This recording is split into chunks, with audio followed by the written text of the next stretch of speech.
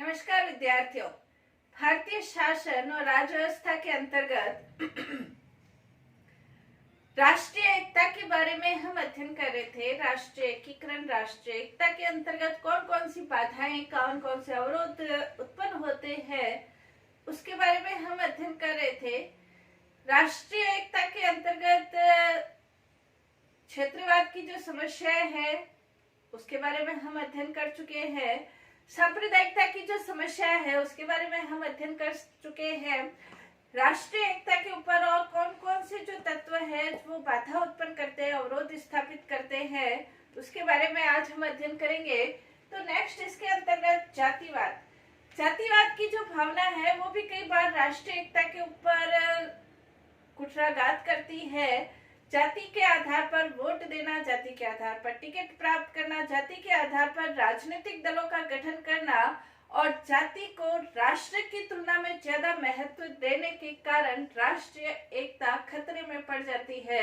और इसके अंतर्गत जाति के आधार पर कई बार राजनीतिक दलों का भी गठन होता है, जैसे बहुजन समाजवादी पार्टी है, अन्ना डीएमके है, डीएमके है। इस तरह की जो राजनीतिक पार्टियां हैं, जाति के आधार पर जब इनका गठन होता है, हरिजन पार्टी है, तो ये जो जाति के आधार पर गठित राजनीतिक पार्टियां हैं तो अपनी जाति विशेष के लोगों को ही इनका उद्देश्य रहता है कि इनको ज्यादा महत्व दिया जाए। जाति विशेष के लोगों का उत्थान करो या नहीं करो वो दूसरी बात है, लेकिन प्रयास ये किया जाता है कि जातिगत भावनाएं उभार कर उनका वोट प्राप्त किया जाए और वोट प्राप्त करके वो सत्ता की जो प्राप्ति है वो की जाए।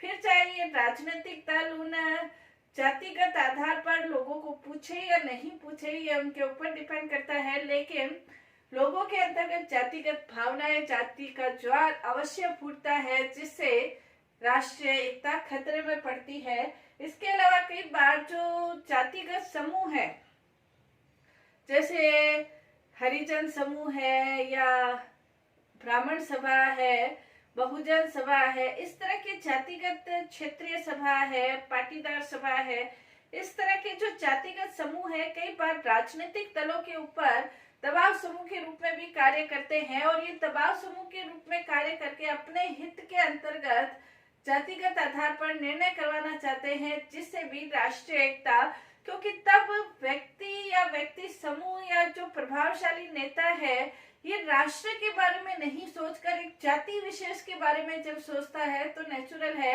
राष्ट्रीय एकता खतरे में पड़ती है। इसके अलावा जो राजनीतिक दलों के द्वारा जो टिकटों का आवंटन किया जाता है वो जाति के समीकरण को देखकर टिकटों का आवंटन किया जाता है और उस क्षेत्र विशेष में किस जाति का बाहुल्य है उसके आधार पर उम्मीदवारों को टिकट प्रदान की जाती है। उम्मीदवारों का वास्तविक चरित्र क्या है, उनके द्वारा किस तरह के कार्य किए जाते हैं, इस तरह की भूमिका नहीं रहती, बल्कि जाति का समीकरण देखकर कई बार राजनीतिक दलों के द्वारा टिकट आवंटन किया जाता है।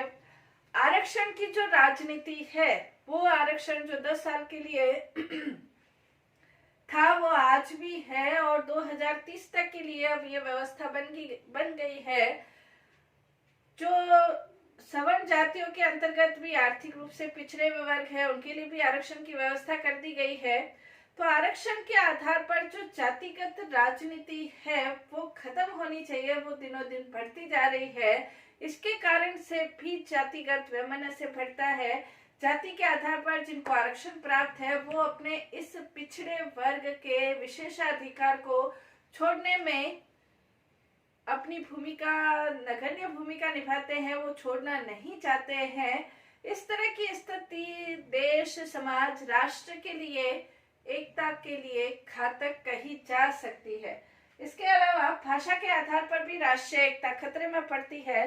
भाषा के आधार पर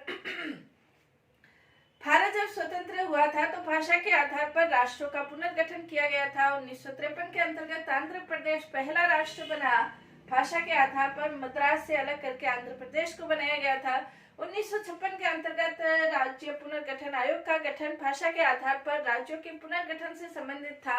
उसके बाद भाषा के आधार पर अनेक प्रकार के राज्य बने, लेकिन समय समय पर भारत का जो नक्शा है राज्यों के आधार पर परिवर्तित होता रहता है। भाषा के आधार पर सोचा ये गया था कि समस्या का समाधान होगा, लेकिन वास्तव में समस्या का समाधान नहीं हो पाया और दिनों दिन भाषा के आधार पर राज्यों के पुनर्गठन से संबंधित ये आंदोलन बढ़ते ही गए, जिससे राष्ट्रीय एकता खतरे में पड़ी। इसके अलावा 1963 के अंतर्गत भाषा अधिनियम के आधार पर हिंदी को राजभाषा घोषित किया गया और जब हिंदी को राजभाषा घोषित किया गया उसका विरोध दक्षिण के राज्यों के अंतर्गत होने लगा और ये इसका उपाय निकाला गया कि अंग्रेजी को भी सहभाषा के रूप में लागू किया जाए। त्रिभाषा फार्मूला भी लागू किया गया कि कोई भी राज्य अपने अंतर्गत एक तीसरी भाषा के रूप में अध्ययन करता रहेगा, लेकिन फिर भी हिंदी को जो स्थिति प्राप्त होनी चाहिए थी वो स्थिति राजभाषा के रूप में वो आज भी प्राप्त नहीं है। तो ये भाषा के आधार पर भी अपनी भाषा को महत्व देना, राष्ट्र को राष्ट्रभाषा को महत्व नहीं देना, राष्ट्रीय एकता के ऊपर आघात पहुंचता ही है। इसके अलावा भारत के अंतर्गत राष्ट्रीय एकता के संदर्भ में हम कह सकते हैं भ्रष्टाचार की जो समस्या है, भ्रष्टाचार के अंतर्गत जब व्यक्ति राष्ट्र को महत्व नहीं देता, अपने कार्य को महत्व नहीं देता, पैसों को ज्यादा महत्व देता है, भ्रष्ट आचरण को ज्यादा महत्व देता है, तो राष्ट्रीय एकता खतरे में दिखाई देती है।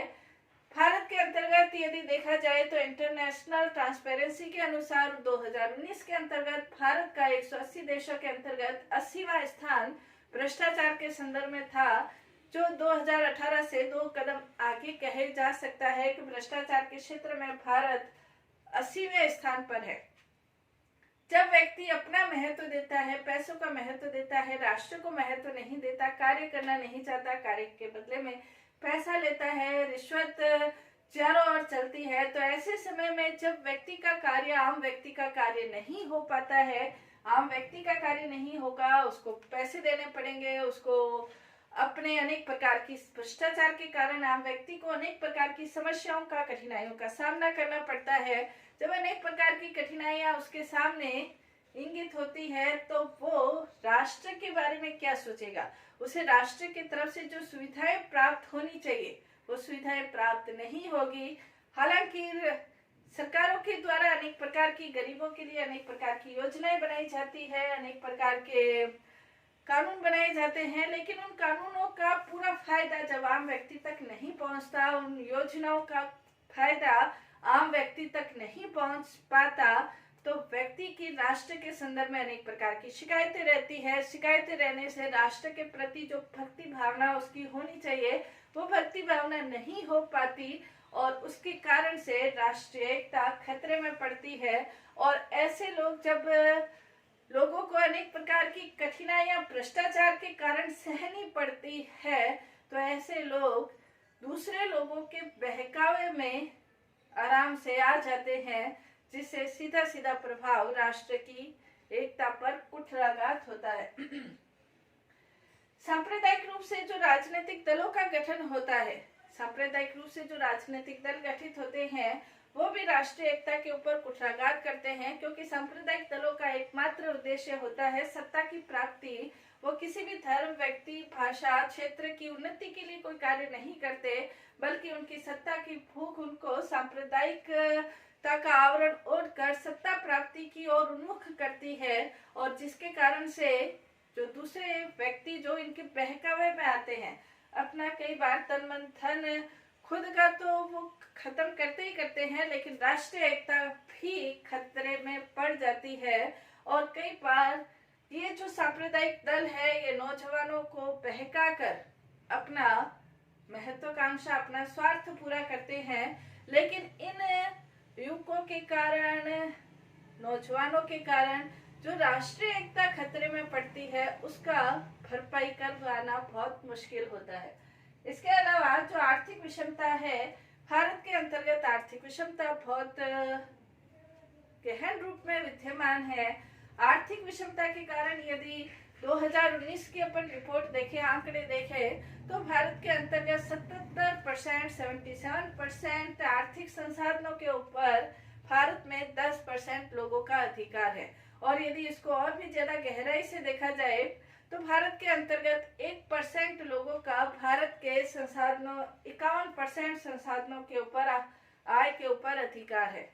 भारत के अंतर्गत करोड़ों की संख्या में लोग गरीबी रेखा के नीचे जीवन यापन करते हैं। 2 वक्त का खाना उन्हें नसीब नहीं होता। हालांकि सरकारों के द्वारा अनेक प्रकार की योजनाएं चलाई जाती है, अन्न की योजनाएं चलाई जाती है, आवास की योजना, अनेक प्रकार की योजनाएं चलाई जाती है, लेकिन इन योजनाओं का पूरा लाभ इनको नहीं मिल पाता और आर्थिक विषमताओं से एक ऐसा जाल बुन जाता है जिससे लोग जब कठिनाइयों में होते हैं, उनकी न्यूनतम जो मूलभूत आवश्यकताएं हैं, अनिवार्य आवश्यकताएं हैं, वो आवश्यकताएं जब व्यक्ति की पूरी नहीं हो पाती है तो ऐसे लोगों को बहकाना बड़ा आसान होता है और कई स्वार्थी जन भाषा के नाम पर, धर्म के नाम पर, संप्रदाय के नाम पर इन लोगों को बहका कर अपने पक्ष में कर लेते हैं और ऐसे लोग राष्ट्रीय एकता के लिए खतरा बन जाते हैं। मानव बम के रूप में इनका प्रयोग किया जा सकता है ताकि उनका परिवार गरीबी से जूझ रहा परिवार आराम का जीवन व्यतीत कर सके। इस तरह की घटनाएं आर्थिक विषमता का समाधान बहुत आवश्यक है राष्ट्रीय एकता को सुचारू रूप से बनाए रखने के लिए। अगर आर्थिक विषमता का ये जो खाई है ये ऐसे ही बढ़ती रही तो हो सकता है कि भारत के अंतर्गत विषमता को हटाना बहुत ज्यादा आवश्यक है। इसके अलावा जो आधुनिक शिक्षा है, भारत दुनिया का विश्व गुरु देश कहलाता था। भारत की जो शिक्षा है जब दुनिया के अंतर्गत लिखना पढ़ना नहीं था तब भारत में 13 विश्वविद्यालय संचालित होते थे। दुनिया के सभी देशों के विद्यार्थी भारत में पढ़ने आते थे, लेकिन अंग्रेजी शासन के बाद भारत के जो शिक्षा व्यवस्था है उसके अंतर्गत आमूलचूल परिवर्तन हुआ। अंग्रेजों की शिक्षा का उद्देश्य यही था कि भारत में सस्ते क्लर्क स्थापित किए जाए, सिर्फ नौकरी प्राप्त करना शिक्षा का उद्देश्य था।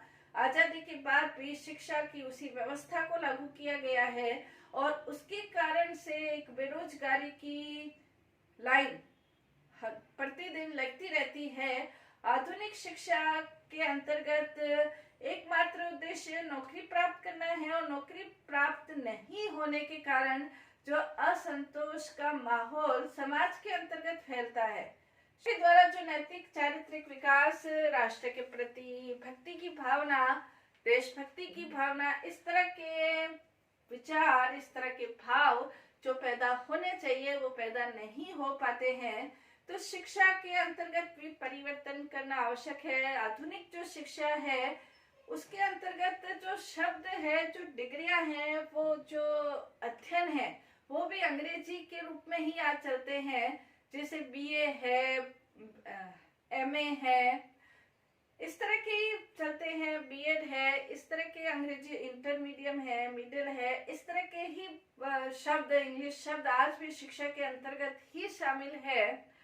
कहने का तात्पर्य यह है कि भारत की शिक्षा भारतीय उद्देश्यों को, भारतीय लक्ष्यों को निर्धारित करके दी जानी चाहिए ताकि राष्ट्रीय एकता को सुदृढ़ किया जा सके। इसके अलावा आतंकवाद की जो भूमिका है, आतंकवाद के कारण भी राष्ट्रीय एकता खतरे में पड़ती है और आतंकवाद ऐसी समस्या है, कई बार आतंकवादी घटनाएं, क्योंकि विदेशी ताकतें ये नहीं चाहती कि भारत उन्नति को प्राप्त करे, विकास को प्राप्त करे, इसलिए कई बार हमारे पड़ोसी देशों के द्वारा भारत के अंतर्गत आतंकवादी गतिविधियों को अंजाम दिया जाता है, जिसके कारण से भी, आतंकवादी घटनाओं के कारण से भी राष्ट्रीय एकता खतरे में पड़ती है। इसके अलावा विदेशी शक्तियों की भूमिका राष्ट्रीय एकता को खत्म करने में महत्वपूर्ण भूमिका निभाती है।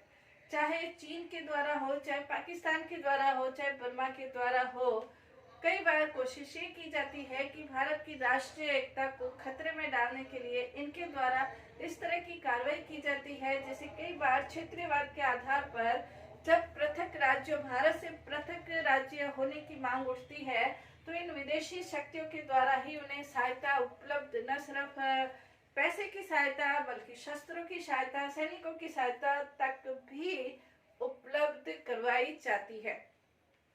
ये विदेशी शक्तियां भारत के अंतर्गत भारत के तोड़फोड़ की राजनीति में शामिल रहती है। भारत से पृथक राज्य बनाने में के लिए इनका इंटरेस्ट ज्यादा रहता है, लेकिन फिर भी विदेशी ताकतों को हम इतना ज्यादा महत्व नहीं देकर भारत के लोग यदि भारत के अंतर्गत भारत को ही अपना राष्ट्र समझे और भारत के राष्ट्र के लिए यदि अपना सब कुछ बलिदान करने के लिए तैयार रहे, तो विदेशी ताकतों का ये साहस नहीं होगा कि वो भारतीयों को बहका सके। और जब ये भारतीयों को बहका नहीं सकती तो राष्ट्रीय एकता भी खतरे में नहीं पड़ सकती है। तो विदेशी ताकतें हालांकि कोशिश करती है, लेकिन बहकते तो भारतीय ही है। अगर भारतीय नहीं बहके तो विदेशी ताकतें अपने कार्यों को अंजाम नहीं दे सकती है। कहने का तात्पर्य यह है कि राष्ट्रीय एकता के अंतर्गत अनेक प्रकार के अवरोध उत्पन्न होते हैं, लेकिन ये अवरोधों के ऊपर समाधान किया जा सकता है, अवरोध को हटाया जा सकता है। ऐसा कोई अवरोध नहीं है जिसके ऊपर विजय प्राप्त नहीं की जा सके। भारतीयों को भारत को पहले महत्व देना है, हम भारतीय हैं उसके ऊपर ज्यादा महत्व देना है। जाति, वंश, भाषा, धर्म, इन सब से थोड़ा ऊपर उठकर, हालांकि जो विभिन्नता है वो बनी रहेगी, लेकिन विभिन्नता में एकता की स्थापना के अंतर्गत यदि विस्तृत माइंड से सोचा जाए, ब्रॉड माइंड से यदि सोचा जाए, तो भारत में राष्ट्रीय एकता अक्षुण्ण रह सकती है। धन्यवाद।